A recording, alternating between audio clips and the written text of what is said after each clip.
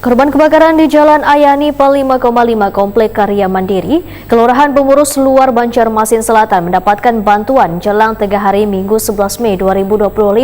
Bantuan yang diserahkan berasal dari Dinas Sosial, Bagian Kesejahteraan Rakyat, serta Badan Amil Zakat Nasional Banjarmasin.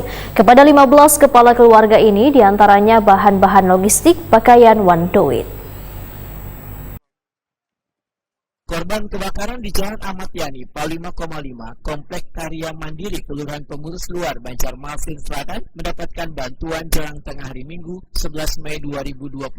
Bantuan yang diserahkan berasal dari Dinas Sosial, Bagian Kesejahteraan Rakyat, serta Badan Amil Zakat Nasional Banjarmasin kepada 15 kepala keluarga, diantaranya bahan-bahan logistik, pakaian, wan duit. Wali Kota Banjarmasin Muhammad Yamin, Waitakuni Prima TV menyatakan pemerintah kota akan secepatnya melakukan mitigasi penanganan kebakaran khususnya di kawasan padat penduduk supaya kejadian serupa tidak terulang di masa mendatang. Terjadinya kebakaran yang kita berharap ini jangan terus terjadi sebenarnya. Memang namanya musibah kan kalian tahu lah. Tapi insya Allah apa yang terjadi juga akan dibalas oleh Allah. Ini mungkin ada sedikit ya dari pemerintah kota ya. Dari Dinas Sosial, Basnas dan dari Pesra.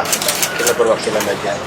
Sekali lagi kami berduka gantikan yang lebih baik lagi. Berdasarkan data, kebakaran di Komplek Karya Mandiri berdampak pada 15 kepala keluarga dengan total 34 jiwa. Pemerintah Kota Banjarmasin berkomitmen akan terus memberikan dukungan kepada warga yang terdampak musibah.